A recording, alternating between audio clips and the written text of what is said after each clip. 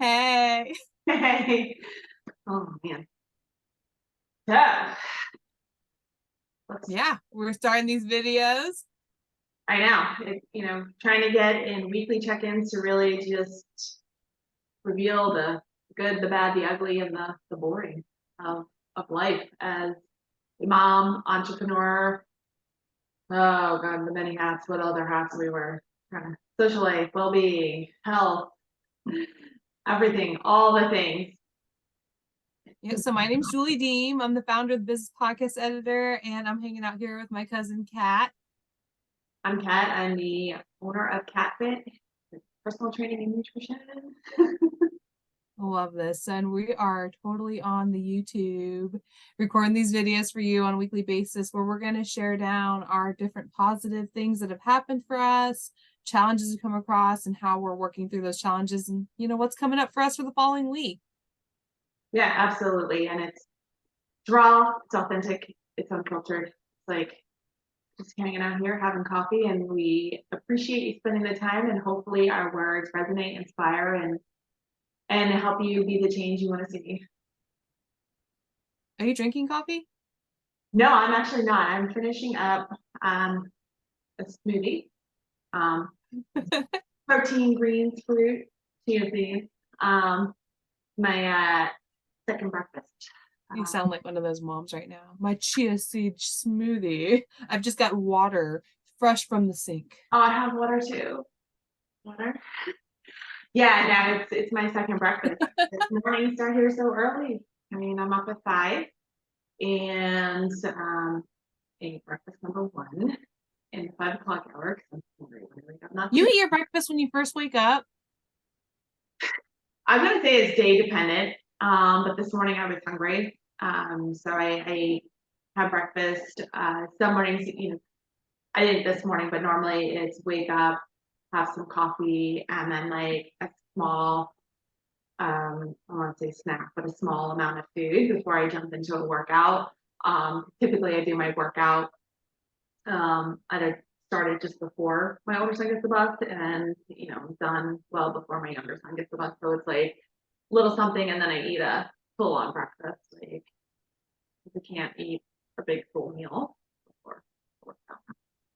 Yeah, I don't even think about it. I just get up, go straight to the bathroom, brush my teeth, wash my face, get my gym clothes on, and go to the gym. And then I feel like that part of my morning doesn't even happen. Like it's just gone. And then my day actually feel like it starts when I'm like pouring my coffee at 6:30, watching the news, making breakfast for the kids, getting the backpack organized. But I feel like from 4:30 to like 6:30 just almost like didn't even happen. Like I went to the gym, I went to the sauna, I had my pre-workout, I had water, I went to the bathroom, and here we are, just starting my morning now, my coffee. Yeah, I call that it's like it's weird. It's like that me time bubble. Yeah, it really Yeah, is. yeah, like this year it's different because normally the kids were and Greg were not up during that time. And so it was like me time. So it was that little cute little bubble of me. And now they infiltrated my bubble. So yay, not fun, but it's all good. It's nice. And so now it's evolved into a little bit more of a grander thing. I always, not always, again, case dependent, I always would have a couple of sips of coffee and some water before I worked out. Um, and sometimes I would eat food because again, depending on the workout I was doing, sometimes I needed the carbs and protein to, get the fuel started for the workout. Um, but but yeah, now it's like there's a little bit more of a morning routine to check in with like my older son before he heads off to school and go from there. So it's become Yeah. a bit bigger. Do you like check emails or anything that little window before the kids go? I do. And that I don't respond, but I will make it because I'm firm with my boundaries with clients. Even though I not start work, I do it in a guarded sense. If it's going to cause me to start to obsess or bring anxiety over something that has come up, like I won't check. you know. But if I'm like, you know, I have a jam-packed day, I've got a morning stack of meetings, I'm gonna just quickly check and then write like task lists of like, okay, I need to make sure I get this or respond to this client here, then I'll do that because it allows me to be more efficient. But I do not work during that time. It is still me time and family time. So I have been working on trying not to dive into my phone just because it's the point of no return. And I really kind of want to say like this my morning, not to think about work, you know. Yeah, I get that. I get that so much. But I normally love to check emails that hour of time to get them out of the way. So I'm so different, you know. I think, you know, the emails in general, it's like fitting it into the day. It seems to be the biggest challenge for me. Like, when is a good time to sit there and send emails, open emails? Sometimes I've like opened emails and then had to mark them unread again because I'm like, oh shoot, like I need to reply to that, so I better go mark it as unread so I don't forget about it. But yeah, and to your point, and that's what started to put that boundary there because I would read it and forget to mark it unread. And then just as life is, you get caught up in your routine. I would forget to reply. And the days would pass and I'm like, oh no. Like I And it's like the reminder comes up and it's like, it's been 3 days. Do you want to reply to this person? I'm like, sure. and you're like, oops, I thought I did. And so that's where it's kind of been learning by just not messing up, but learning like, okay, that's not the best use of my focus in that time. So I'm gonna not do that. I'm gonna abstain from that. So, you know, things that I try to do is, especially if it's trying to wait till that coffee hits, because sometimes in the morning I'm like, oh, could I just have 2 more hours of sleep? Um, you know, or I'm just mentally stalling because I have an intense like speed workout and I'm like, oh gosh, can I do this? You know, I'll hop on Instagram and do reply and engagement there because it's easier. It doesn't require more strategic thinking and I don't get sucked in and go down that rabbit hole of like I need to work. I can stay surface level and get that in. So That's awesome.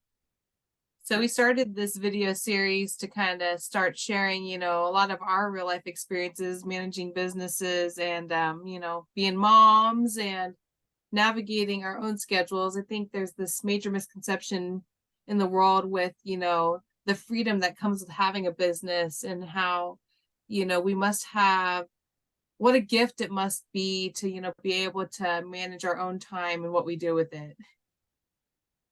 yes, yes. And it's a, you know, I think it's one of those, like, as the saying goes, grass always seems greener on the other side. And I think the grass is green on both sides. A That's lot. funny. I was thinking with great power comes great responsibility. Yeah, While it looks like we have so much freedom, I want you to remember that everyone thinks we have so much freedom. yeah. But it's, you know, I there is, I'm gonna say there's freedom in both. And that's where it, to me at least, and I don't want to speak for anybody else, but you know, I work, it gives me the permission to work really odd hours and to plug in, not when I mean, yeah, when I want to work. I'm not held to someone else's time and boundaries. So it allows me to control my time. But on the flip side, because I can control my time, I I don't want to say put more family time in. Like I have more flexibility You in, still have to work at the end of the day and make it work around your schedule with your family. yeah, there's still kid stuff that pops up. There's still like a lot of things. And if I don't work, I don't make money. And surely I would love to do what I do for free, but that doesn't keep a roof over our heads or food in But our even if it was free, it would still take time. And that is not something that you can just have unlimited amounts of either. Right. And our time is valuable. There is a value to time. And I think that's often discredited, that their time worked is a value. Something you'll never get back. It's a very precious resource. Oh, Right. Right. So, okay, you can go first. What's your big positive from the week? yeah. So it's one of those where I'm gonna say it's just like parenthood is hard. Like, Facts. huh? Facts. Yeah. And it's also really rewarding at a lot of times, and this isn't one of those like, oh, this makes all the bad times feel good at all, because the hard times are hard. But it was just one of those where it was just a random night, and my older son and I were coming back from an activity, and we were driving through this park that we all love and enjoy, and it's close to our house, and it's a great place to see sunset, and the sun was setting at the time, and we were just chatting, and the topic of this is into cross country, and he's really into fitness, and like he's starting to kind of like connect the dots, and the topic of fitness and his running came up, and it was kind of interesting how it happened, and I'm gonna kind of back up a little bit, but I've been seeing a lot on Instagram these reels of, reels are really quick and short, and I love them, and there's way too many of them, but about fitness and targeted for women's fitness. And it talks about like work out to set the example for your kids, work out to be with your kids, work out to play more with kids, work out to grow old and pick up your grandkids and bounce your grandkids on your knees and yada, yada, yada, yada. Like the sole purpose for you to challenge and to focus on your well-being is for your kids and only for your kids. And, yes, in a 30-second reel, not a lot, or even, I guess, now like 9 reels, can be really extrapolated from that. And it always rubbed me the wrong way. I was like, why did it? And I think for me, it rubbed me the wrong way is because, and I'm gonna get back to the positive note with my son-in-law, but like, I don't work out for my kids. I don't work out for my husband. I work out for me because it makes me feel great. I feel 100% better about myself. I feel like connected and I want to live in my body. Um, it just makes me feel good. And it's not to be like, I'm high on endorphins, but it like the days, Give me some of that natural dopamine. the days that I don't start my morning, like here, going back to our point, like the mornings I'm like, I prioritize work and I push my workouts later. I work out a little bit more frazzled and flustered. And then Right. like it's just weird for me. And yes, today I pushed my workout, but it was with intention that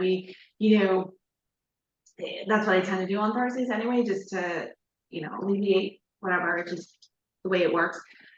Anyway, so it was interesting to hear my son say that he had gained greater perspective of persevering with his workouts through cross country because he hears how I speak and watches how I continue to show up regardless of how good or bad my workout is, how I do openly communicate that I cut my workout short or I'm pushing my workout. And it's oftentimes around the dialogue of total family life planning as to where I'm going to fit myself in or where I am putting my workouts in to keep everything moving forward. That it's like, okay, I know I can still get a good workout and still do these things, but I know I need to it's okay for me to show up half the time today because I can still achieve my goals. So it's cool to hear him say that aspect of perseverance where sometimes a lot of times on social media it's like, no, we need to show our kids that working out at a constant or always or the only reason why is our kids will get this deep sense is if we show up 100% of the time all the time, like full on. So it's just kind of that cool introspective positive with him that he's been seeing this where I don't work out for him. Like that's an added bonus. Like that, yeah, he probably by nature of it is getting more into fitness because he sees his parents working out and that, but it's not the stigma, I have to work out. It's okay, I'm gonna put it's just a part of the routine. This is what it is. Well, and the fact that they feel better after a workout than they do not doing a workout. Like I know my daughter, she's 8 and she loves being fast on the playground, and she's at the age where she sees the kids that can't run or easily running out of breath, and she's like, wow, it's so easy for me, but it's because she's been active this whole time just from having an active family and an active lifestyle. Exactly. And it is a lot about environment, and that's one of the things I wish a lot of these, not just those about like why a woman should work out, but I think it should just be like we move our bodies because it feels good. May not feel good at first because like Well, if you've been sedentary, I mean, yeah, it's yeah, gonna take effort. but knowing that it will start to feel better and more natural. Your energy will increase because energy begets energy. You have to spend energy to gain more energy. But with that, it's a very gray area. You also have to plan in rest and recovery to produce more energy. But if you're only resting and recovery, you're going to feel really tired all the time. So, yeah, that was my positive. I mean, it was just kind of cool to hear his insight on perseverance and working out. That was awesome. So, how about yours? Yeah, I've been really trying to be more intentional with making more playtime with my kids, and so looking for different activities to do with them. And this past Saturday, the library was hosting a Bluey party, and so both my girls are huge Bluey fans and bingo fans, and so I took out time in my schedule, blocked it out, and we went down to the library and we played every station and every activity and everything that you can imagine at the library and just had fun, just goofing around and just playing. And I think, sometimes it's so easy to forget that, it doesn't take a lot of effort or cost a lot of money to just make really great, fun memories with your children. And making that time with them is something that I know I really enjoyed, but I also know they'll never forget too. Yeah, exactly. It is very easy to forget. And in just fast-paced environment, it's very easy to prioritize other things because Well, the days go by, right? Like you're like, oh my gosh, it's already the end of summer. yeah, one of the best, I don't know if it was a piece of advice or saying someone had said way back when I was pregnant with my older son at the baby shower, it was like the days go by fast, or the days may feel long, but the years go by fast. And I was like, no truer statement. But I feel as they get older, the days are going by faster because there's just more things. And it is really, I'm gonna say no fault of our own sometimes that we get caught up in routines. We get lulled Right. by our things that it's like if we don't put an emphasis on taking that time to have that free play to just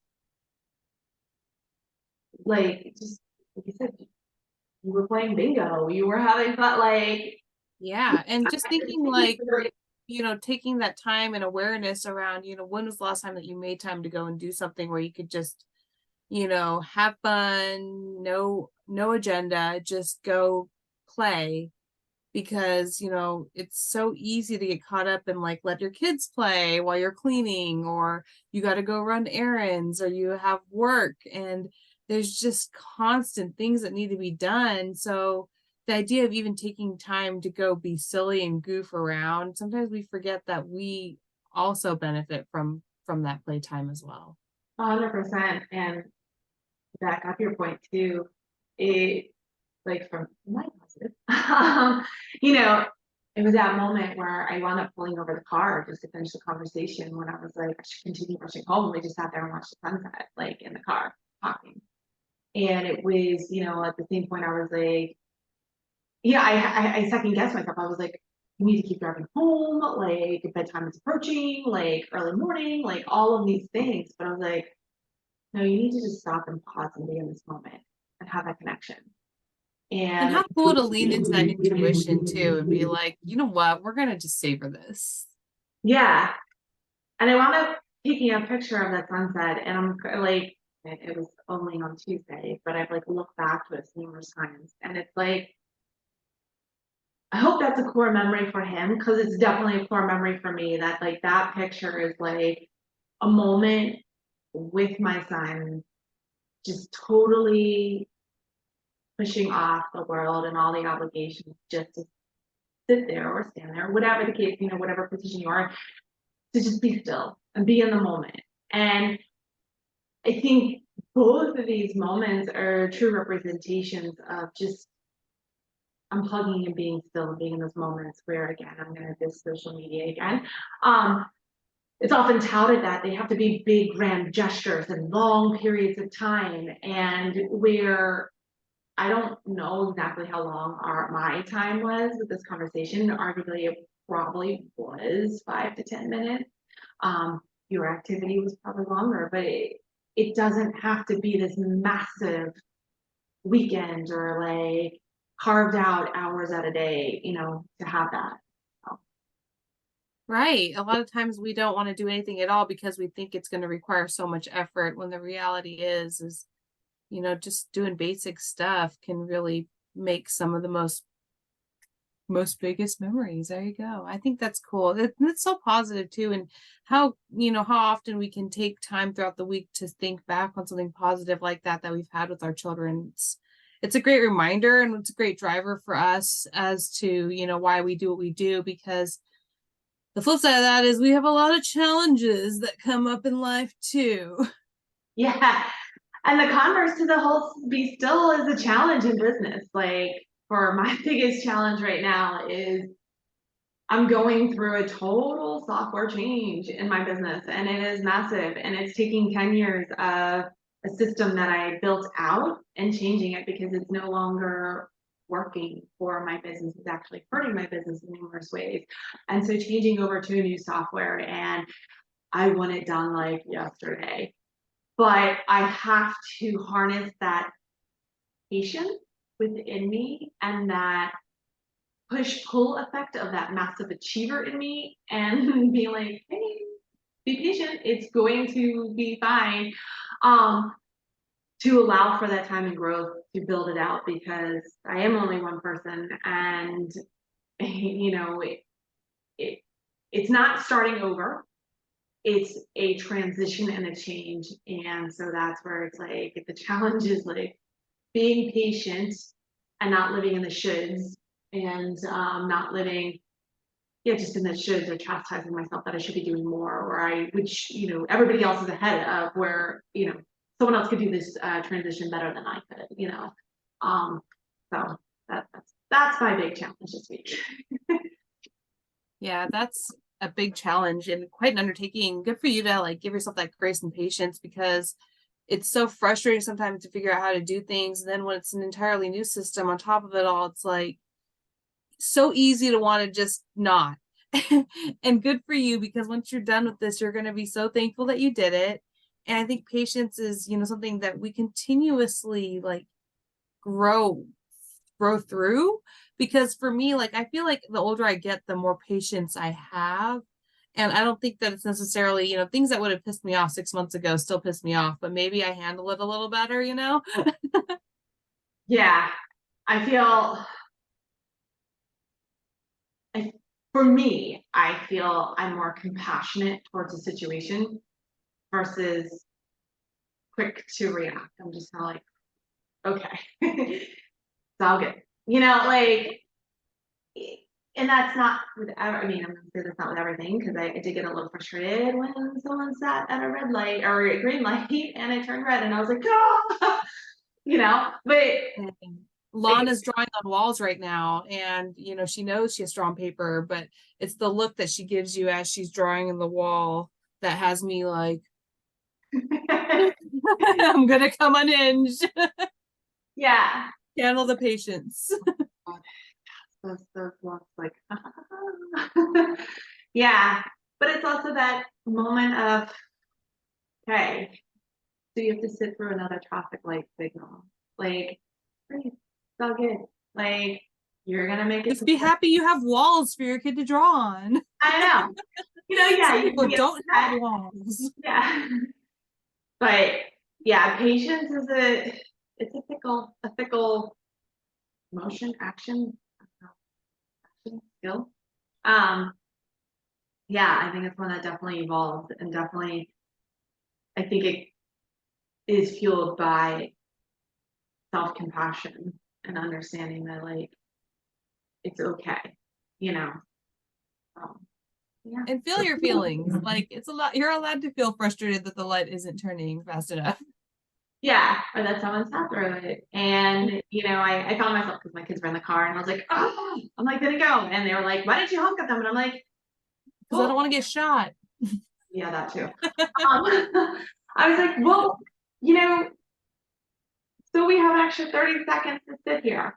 I was like, 30 seconds is nothing in the grand scheme of things. And maybe they got distracted. Maybe they had an important phone call. Maybe they just needed 30 seconds to pause. We don't know. They're just doing their best, like we're all trying to do our best. They're taking a nap at their seat. Power nap. It's like, they weren't at danger, we weren't in danger. Like, I just, If the car behind us starts honking though.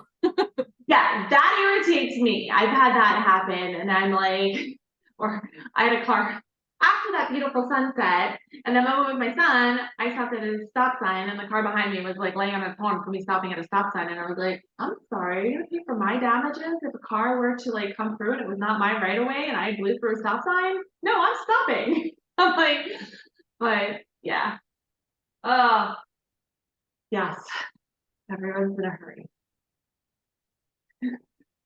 That's true. All right, we got off on a tangent. I feel it though. It's like you're just like thinking like any second now. And then the light's ending and you're like, I guess not. We're gonna have to wait for the next rotation. And you're like, oh man. And it's really not that much time, but it's like, oh. I just want to be like, are you okay?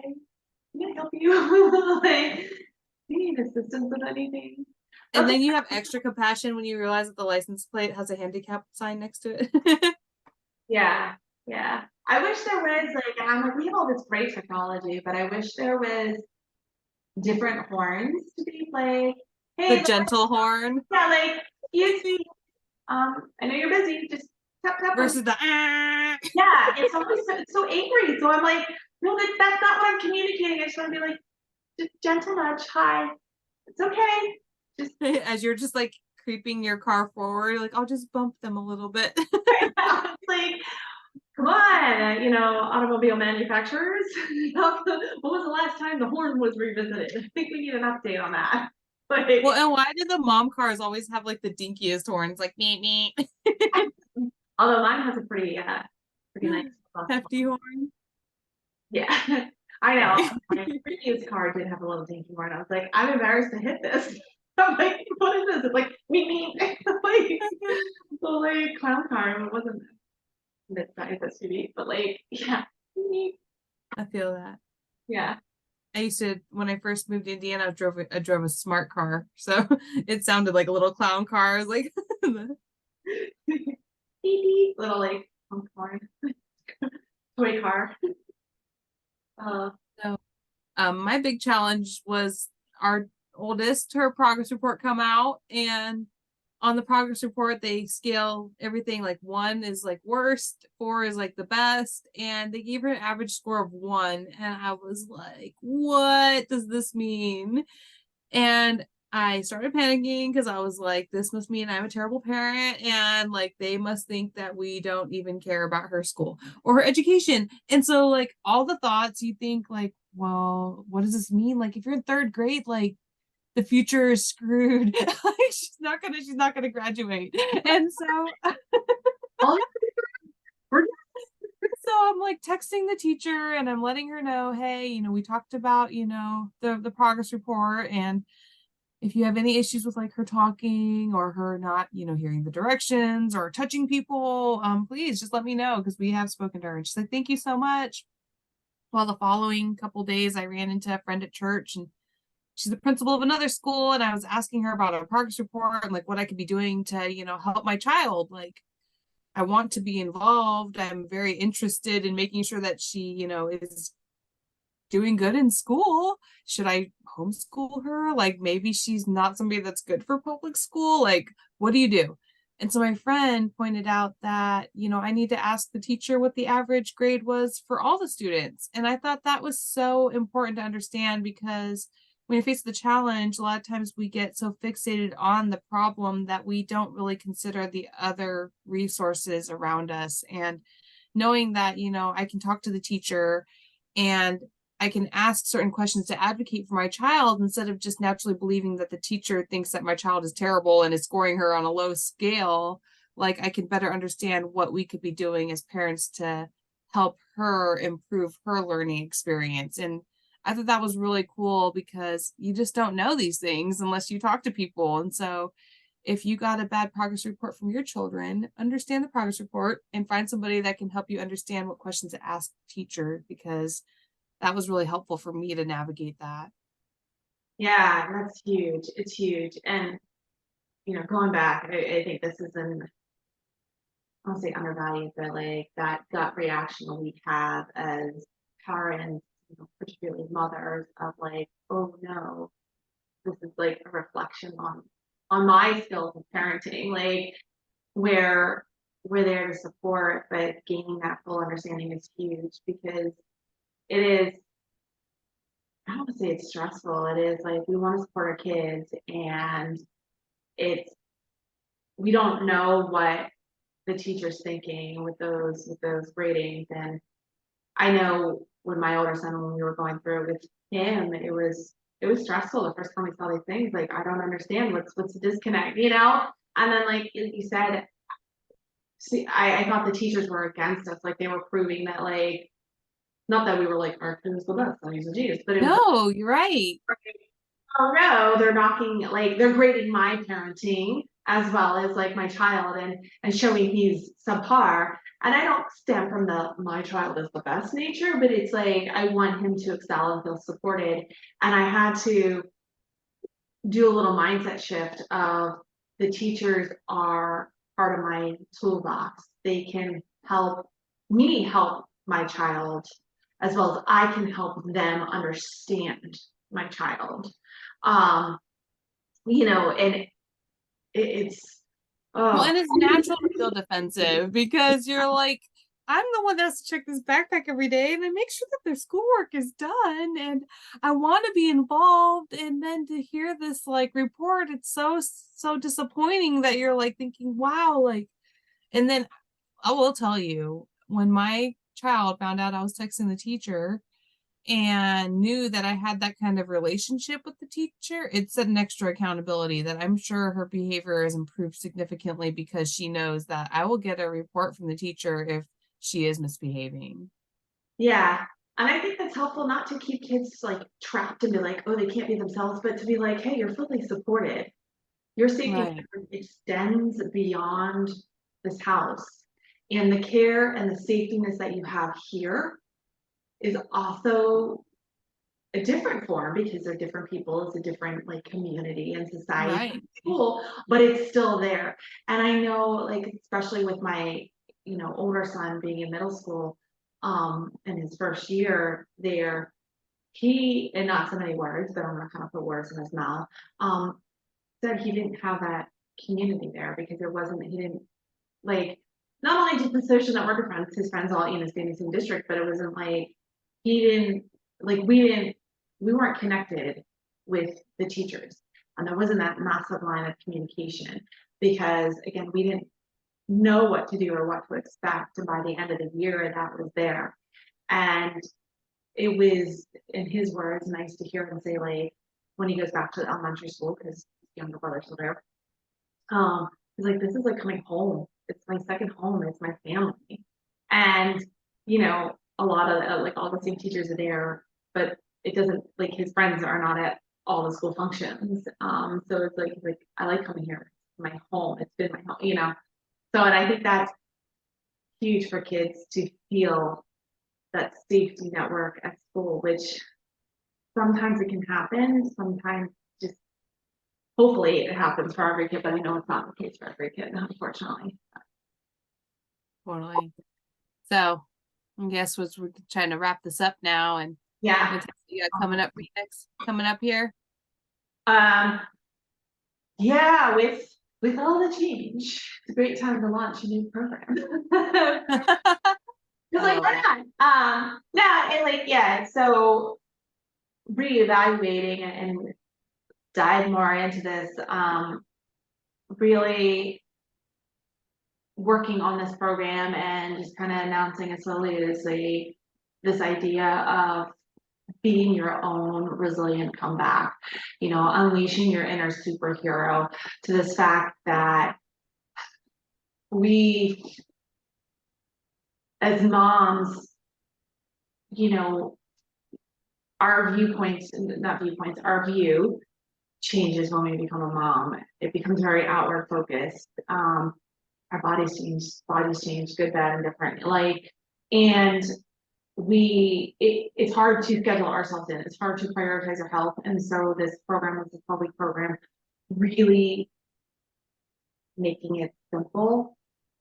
Start launching your own comeback to feeling powerful at home and strong within your own body, that you fully live there again, versus just a vessel that's getting you from point A to point B, but something where you feel empowered to run around the playground, to do the monkey bars, to, you know, do physical feats, whether it be, like I said, on the playground or just trying to move furniture or boxes, etc., in the house, or bringing in groceries because they're really heavy. So, yeah, that's what's on the horizon for me. How about you? Working on this podcast workshop here in Kokomo, Indiana, November 3rd. So definitely be sharing more about that as in the coming weeks. And then I just dropped a podcast monetization guide. So if you want to make money with your podcast, definitely check that out. But that's it. I'm gonna be here next week. Do this again. Absolutely. But yeah, cool. We got a lot of things going on.